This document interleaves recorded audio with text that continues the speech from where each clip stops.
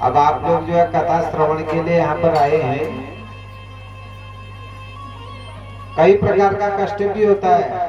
अभी आज हमारे जो जजमान लोग बनते हैं रोज ये सुबह पूजा प्रातः पूजा में, ये लोगों का जो बैठने का स्थान है यहाँ पर धूप भी बहुत हो रही है। मैं समझ रहा हूँ आप लोगों को कष्ट भी हो रहा है, लेकिन आप लोग चाहते हैं आगे आ सकते हैं, इधर बैठ जाइए, ऐसा कोई हो नहीं। और लेकिन बड़ी अच्छी व्यवस्था आयोजकों के द्वारा है, जलपान की भी व्यवस्था है, तो आप लोग जल ग्रहण कीजिए, लेकिन बातचीत मत करिए।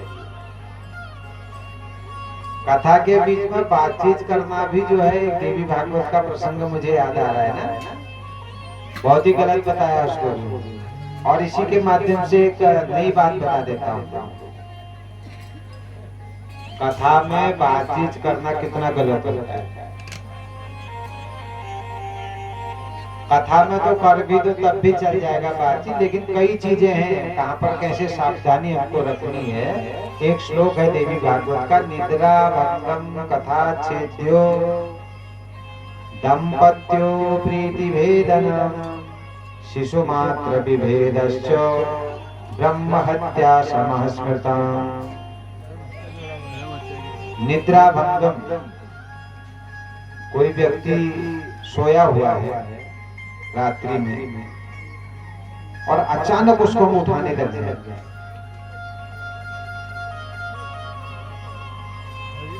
तो ये भी बहुत गलत माना गया। कथा छेद्यो, कहीं पर भगवान की कथा चल रही, प्रवचन चल रहा, सत्संग चल रहा, बीच में आप लोग अपनी बातचीत करें, वो भी गलत माना गया।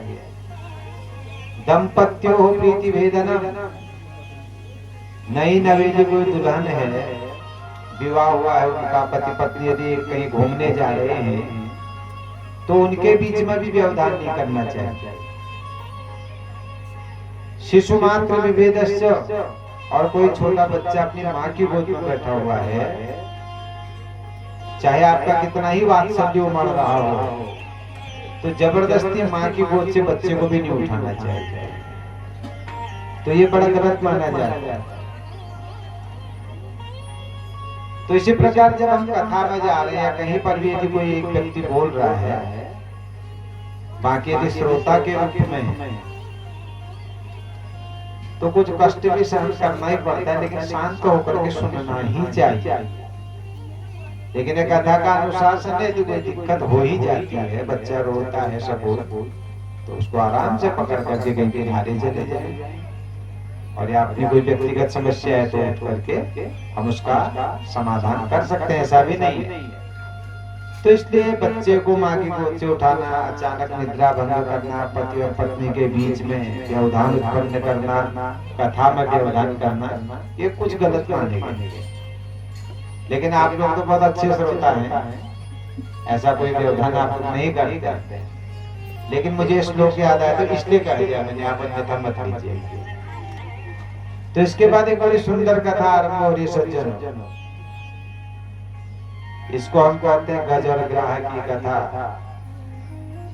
और ये संसार का जो व्यक्ति है या कोई भी जीव है, कोई नहीं सोचता मेरे ऊपर दुख भी आने वाला है, लेकिन दुख हमेशा छिपा हुआ है, और कब किसके साथ क्या घटना घट जाए कोई भी नहीं जानता। भवितव्यता को, भविष्य को कोई नहीं जानता।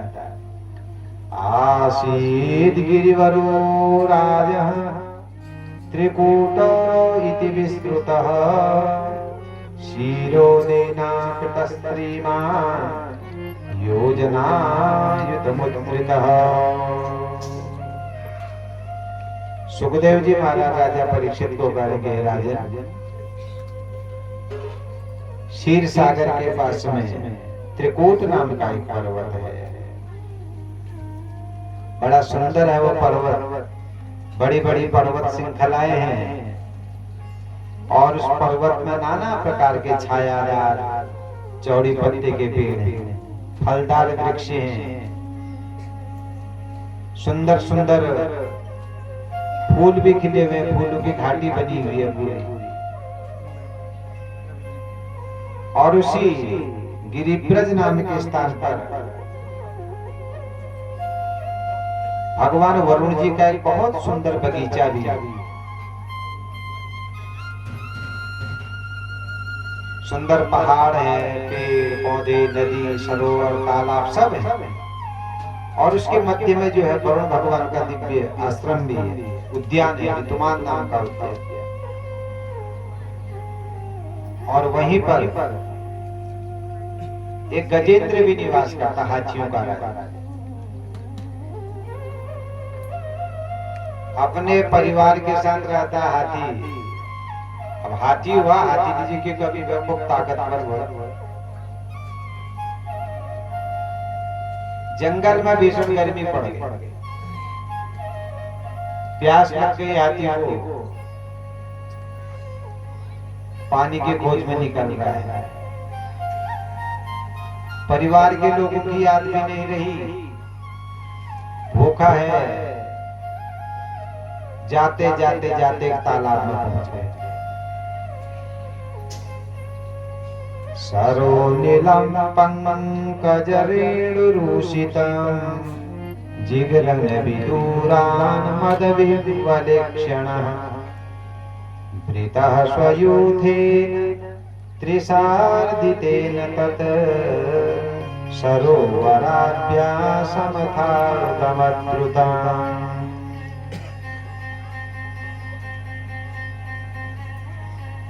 सुखदेव जी राजा परीक्षित को समझा रहे हैं, राजा उस हाथी को तो बहुत ही प्यास लग गई, और इतनी प्यास लग गई, ऐसा व्याकुल आकुल और पर्याकुल हो गया,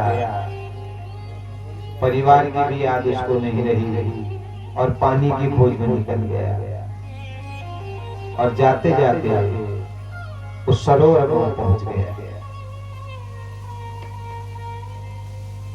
ठीक है, सरोवर में पहुंच गया, पानी की खोज की, उसकी प्रयास किया, पानी मिल भी गया।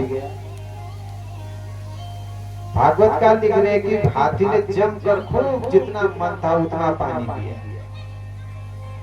जैसे कोई माताएं जंगल में जाती ना लकड़ी घास लाने के लिए, और गौ सूख जा पानी और शेषखानी धारता है, दौड़ता है, खूब आंचू खूब पानी और तो तृप्ति हो पानी पीवे। और जब प्यास लग जाने वो पानी सबसे बहुत लागू वो यदि तुम कहो कि बहुत बात कर लियो, साग कर लियो, पनीर साग कर लियो, उधर बहुत नहीं लगो। पहली के चाहिए पानी चाहिए, लेकिन जल जीवन है। और ये हमारे शरीर का जो चीज में अधिकतर जलज हो, पानी चाहिए। शरीर से यदि पानी बाहर निकल जाता है व्यक्ति मर जाता है, डिहाइड्रेशन यदि हो जाए तो। पानी पिया जदू मन चिनी छक में मुनि रहे पानी पेट भरी को सब चलोगे, लेकिन मन फिर नहीं बस दो चीज से नित्य समझना, एक छू पेट और एक छू मन।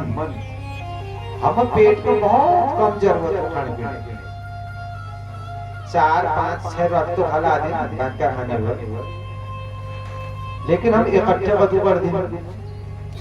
संपत्ति हम जितना इकट्ठा कर रहे हैं उतनी आवश्यकता है नहीं, लेकिन लालसा कभी पूरी नहीं होती।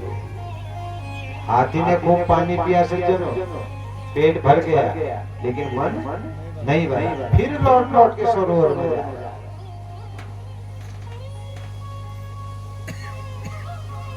अरे तुझे प्यास लगी थी, प्यास बुझ गई, अब जाता ना अपने बच्चों के साथ, उनको भी लाता पानी पीने के लिए, लेकिन नहीं, फिर से सरोवर को वापस से आया।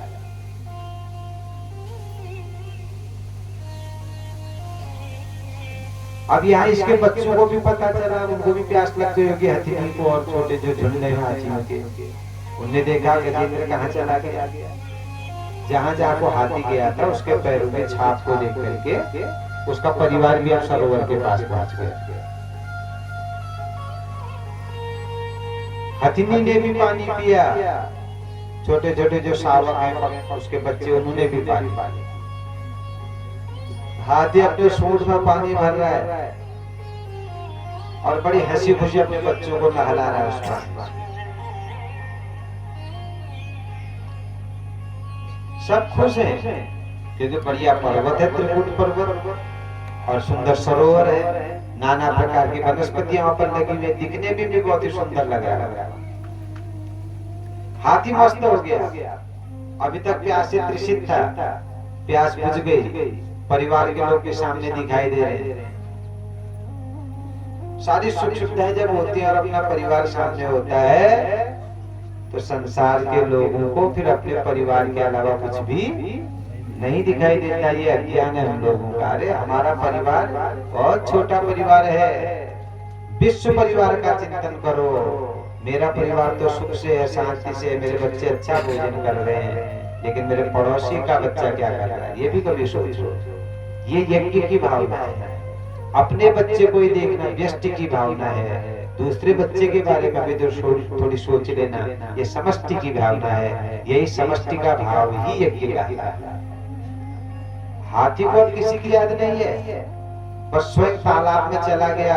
गर्मी है, ज्येष्ठ का महीना, भीषण गर्मी, और वो तालाब के अंदर है, सूंड में पानी भर रहा है, अपने बच्चों को नहलाने का प्रयास कर रहा है। संसार को भूल गया, परमात्मा को भूल गया। लेकिन ये विपत्ति कब किसके ऊपर में आ जाए कौन जान जाए। हाथी को भी पता नहीं कि आज मेरे ऊपर में बहुत बड़ी विपत्ति आने वाली है। भागवतकार लिखते हैं कि हाथी बड़ा मस्त था।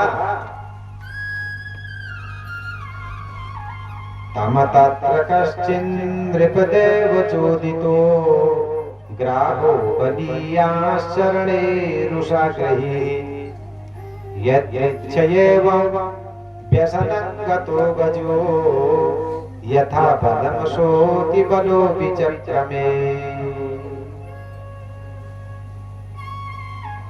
सज्जनों, कोई नहीं जानता कि भविष्य में क्या होने वाला है। हाथी बड़ा मस्त था, प्रसन्न था, खूब पानी पी के आनंद हो रहा था।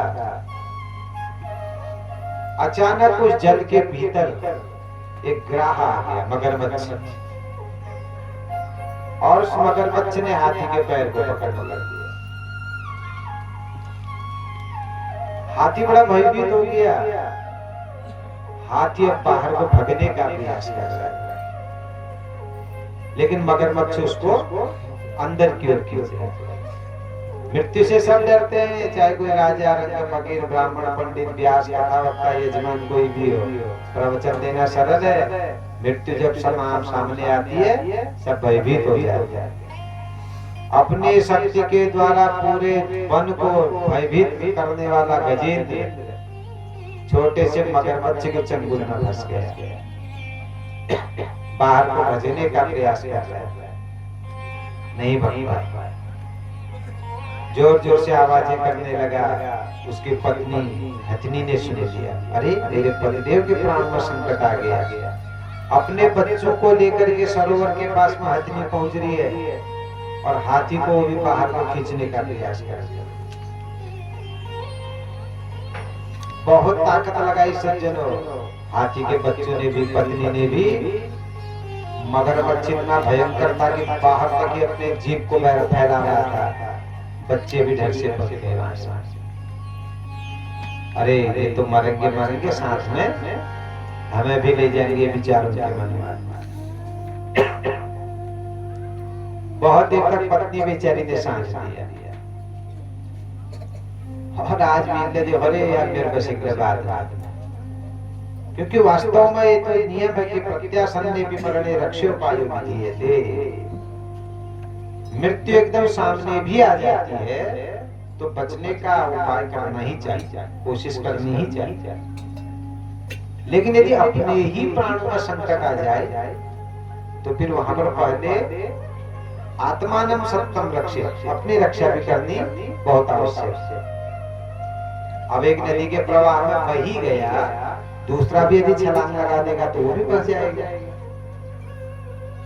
इसलिए उस स्थिति में भी विवेक का निर्णय होना बहुत आवश्यक है। हथनी ने भी हाथी को छोड़ दिया है। केवल मगरमच्छ और हाथी का युद्ध हो रहा, भयंकर युद्ध। क्या होना, खींचातानी है। हाथी बाहर को आना चाहता है जमीन की ओर, और मगरमच्छ उसको जल की ओर खींच रहा है। अंतिम क्षणों तक युद्ध करता रहा गजेंद्र। और अब उसने निश्चय कर लिया कि मेरी विजय होने वाली नहीं है, घबरा गया। अब उसके मन में विचार आया कि क्या करना चाहिए। बस वही होता है, अंत में तो दुखमय सुमिरन सब करे, सुखमय करे। भयंकर विपत्ति में हो, सोचता रे पत्नी ने भी छोड़ दिया, बेटे ने भी छोड़ दिया, जो और छोटे छोटे शावक थे सबने मुझे छोड़ दिया, अब किसको याद करूं। विश्वास था कि पत्नी अंतिम दिन तक नहीं छोड़ेगी, लेकिन अब तो इसने भी छोड़ दिया। अब बस भगवान नारायण ही मेरे एकमात्र सहारे हैं, भगवान के शरण में जाता हूं।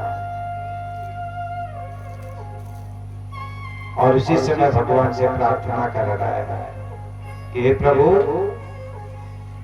मगरमच्छ ने मेरा पैर पकड़ लिया, मैं अपने को बड़ा शक्तिशाली समझता था, लेकिन आज मुझे पता चल गया कि मेरे अंदर कुछ शक्ति नहीं है, मैं शक्ति शून्य हो चुका हूं, कोई बचाने वाला नहीं। हे प्रभु, आप ही के चरणों में मैं निवेदन करता हूँ, प्रणाम करता हूँ, अब आप ये न के प्रकार मेरी रक्षा करिए। नमो भगवते तस्मै यत एतच्चिदात्मकं पुरुषायादिबीजाय परेशाय धीमहि। नमो भगवते तस्मै यत एतच्चिदात्मकं।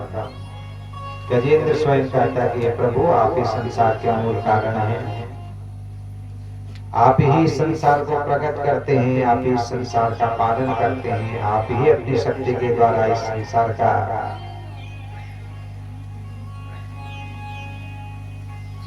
विश्राम भी करवा देते हैं। आज मैं आपके चरणों में निवेदन कर रहा हूँ, प्रभु आज बचा दीजिए। यदि आज बच जाऊंगा ना, तो कभी भी इस प्रकार की जल क्रीड़ा नहीं करूंगा, बड़े शांत होकर के रहूंगा, अपनी शक्ति का कोई भी दुरुपयोग नहीं करूंगा। और आज मैं समझ चुका हूँ, जिस घर परिवार पत्नी को मैं बहुत समझता था कि ये मुझे बचाएंगे, साथ देंगे, कोई साथ देने वाला नहीं है। मृत्यु आ चुकी है प्रभु, अब इस मृत्यु के मुख से आप मुझे बचा दीजिए।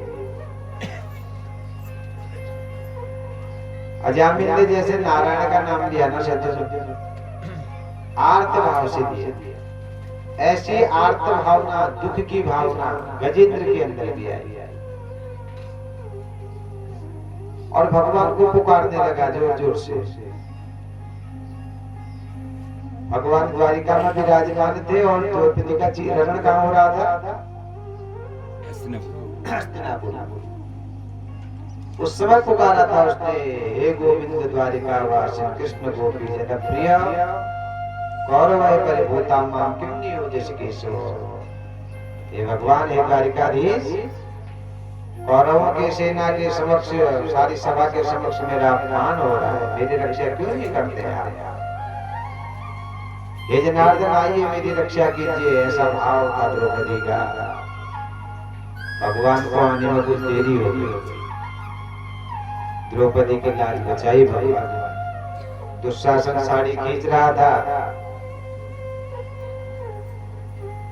भगवान की ऐसी कृपा हुई, देवकी के साड़ी के पल्लू को प्रभु ने अपने हाथ में लपेट लिया। युद्ध क्षेत्र में जिस प्रकार से केवल अर्जुन ही भगवान का दर्शन कर रहा था, उसी प्रकार आज यहाँ पर भी केवल द्रौपदी भगवान को देख रही थी।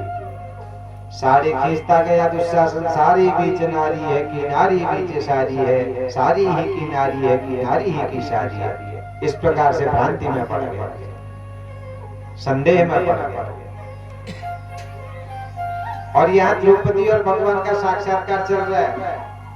द्रौपदी भगवान से बहुत प्रेम करती है। भगवान ने प्रश्न किया उसी समय द्रौपदी ने कि आपने आने में देरी क्यों करी? भगवान ने कहा, द्रौपदी तुम्हारे अंदर अज्ञान है, तुमने मेरे से कहा ये द्वारिका में रहने वाले कृष्ण तुम आ जाओ, तुम मेरे को केवल द्वारिका में समझती हो, मैं सर्वत्र विद्यमान हूँ। तुमने अज्ञानुसार द्वारिका कहा, इसलिए गुजरात से हरियाणा आने में समय लग गया। हस्तिनापुर आने में समय लगे। कहने का भाव ये कि द्रौपदी ने पुकारा और भगवान प्रकट हो गए। ये भाव है, ऐसा ही आर्त भाव आज गजेंद्र का भी। भगवान से कहने कि प्रभु आइए मुझे बचा दीजिए। परमात्मा बड़ा दयालु है सज्जन। वो प्रहलाद की रक्षा से खंबे से प्रकट हो गए, खंबे को मां बना दिया। सोन्तः सरस्युरुबलेन गृहीत आर्तो दृष्ट्वा गरुडमतिहरिं चक्रान् उत्सिप्य सम्मुजकरं गिरमाह कृच्छा नारायणाखिलगुरो भगवन् नमस्ते। सर्वेश्वर आनंद कंद भगवान श्रीमन नारायण गजेंद्र की स्तुति को सुनकर के बड़े गदगद हो गए और भगवान वैकुंठ धाम से उस सरोवर की ओर आने लगे। भगवान के दिव्य विमान को देख रहा है आते हुए गजेंद्र। सोचा कृष्ण की मैं भगवान की स्तुति किससे करूं। अपने सूंड को आगे को बढ़ाता है। सरोवर के पास में एक कमल खिला हुआ था, अपने सूंड से कमल को तोड़ देता है और उस कमल को भगवान की ओर बढ़ाता है। शंख चक्र गदा पद्मधारी नारायण जो ही वहां पर पहुंचते हैं तो अपने उस कमल पुष्प के द्वारा भगवान का सम्मान करता, आदर करता है और कहता है कि हे प्रभु आपके चरणों में मेरा बारंबार प्रणाम है। प्रभु अब ज्यादा क्या कहना है, मगरमच्छ ने पैर पकड़ा हुआ है, प्राण संकट में पड़े हुए हैं। एक ही निवेदन है कि आज मेरे को इस मृत्यु के मुख से आप बाहर निकाल दीजिए। तमवीक्ष्य पीडितमजः सहसावतीर्यो सग्राहमाशु सरसः कृपयोज्जहारो ग्राहाद् विपाटितमुखा दरिणां गजेन्द्रं सम्पश्यतं हरिरमुमुचुस्त्रियाणाम्।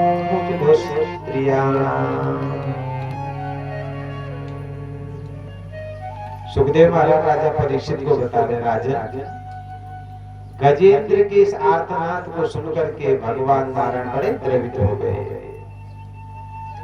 और इसी समय उसकी रक्षा के लिए भगवान कूद पड़े। भगवान ने सुदर्शन को आगे बढ़ा दिया। ग्राहात् विपाटित मुखादरिणा गजेंद्रम। जिस ग्राह ने गजेंद्र के पैर को पकड़ रखा था, भगवान ने उस ग्राह के मुंह को फैला दिया। जो ही ग्राह का मुख फैल गया तो गजेंद्र का पैर छूट गया और गजेंद्र मुक्त होकर के बाहर आ गया।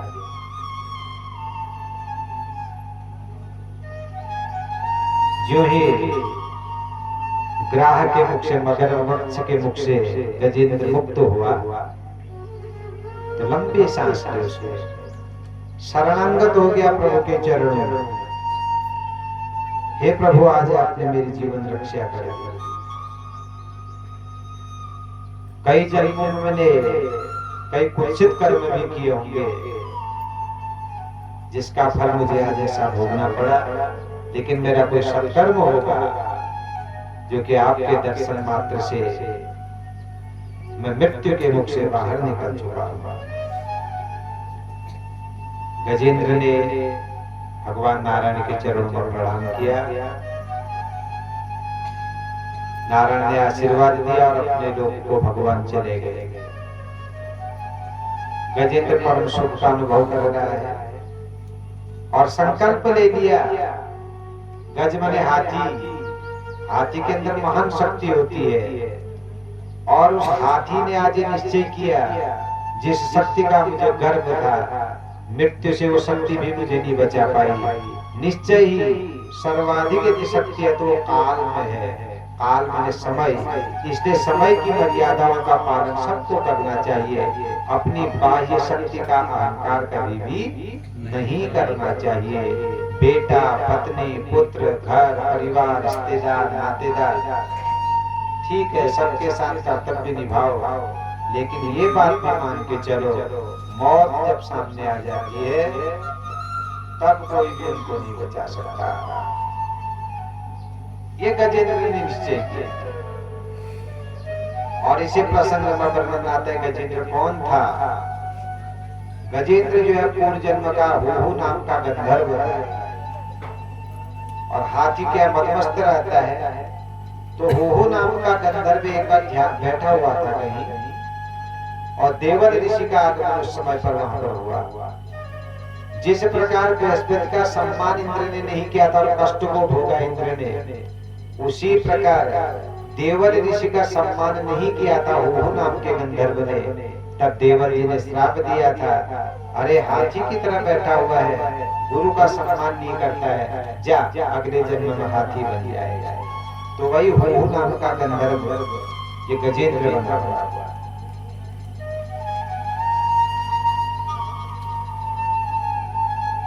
और यहाँ क्षमा कीजिए कुछ प्रसंग गलत हो गए। जो ग्राह था, ग्राह वो था हुहु नाम का गंधर्व, और देवल ऋषि का उसको श्राप था। और ये जो गजेंद्र था ये पांडुवंशी इंद्रद्युम्न नाम का राजा था। और एक बार इसने मौन व्रत ले दिया, मलय पर्वत पर बैठा हुआ और अगस्त्य नाम के ऋषि का वहां पर आगमन हुआ। तो इसने गुरु जी का सम्मान नहीं किया। तब अगस्त्य जी ने इंद्रद्युम्न नाम के राजा को श्राप दिया था, जाओ हाथी बन जाओ। तो वही इंद्रद्युम्न नाम का राजा जो है गजेंद्र बना था, और वो नाम का जो गंधर्व वो ग्राह बना। तो ये दोनों को जब ऋषियों का श्राप मिला तो वे दुखी हो गए। तो तब इनको संतों का हृदय होता है ना, वज्रादपि कठोराणि मधुनि कुसुमादपि। श्राप भी दे दिया, लेकिन फिर जब इनने क्षमा मांगी, इनको उन्हें आशीर्वाद भी दिया कि भगवान नारायण का तुम्हें दर्शन होगा, और नारायण के सुदर्शन को स्पर्श करके तुम दोनों की बुद्धि पवित्र हो जाएगी। तो इस प्रकार से आज भगवान वहां पर आए और गजेंद्र को भी उन्होंने मुक्त कर दिया। लेकिन प्रश्न ये आया कि गजेंद्र ने तो भगवान की स्तुति की हाथी, और इसलिए उसको भगवान ने मुक्त किया। लेकिन ग्राह ने तो गजेंद्र का पैर पकड़ा था, तो ग्राह को मुक्ति क्यों प्राप्त हुई?